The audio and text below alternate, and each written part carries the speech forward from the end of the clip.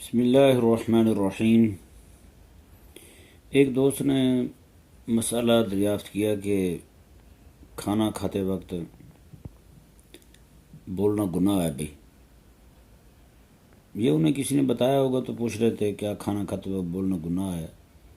ایسی کوئی بات نہیں ہے، بلکہ ویسے خاموش رہے تو کوئی مسئلہ نہیں ہے۔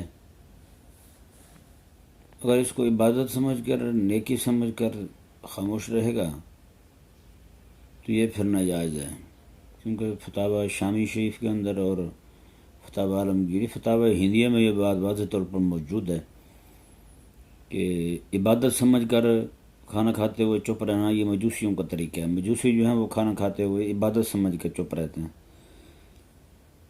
تو لہٰذا کھانا کھانے کے دوران جو ہے وہ معروف نیکی کی باتیں کرتے رہنا، باہم گفتگو کرتے رہنا، اچھی اچھی باتیں کرتے رہنا، اہل اللہ کی باتیں کرتے رہنا، دین اور دین کے غلبے کی باتیں کرتے رہنا، اس میں کوئی حرج نہیں ہے، بالکل جائز ہے۔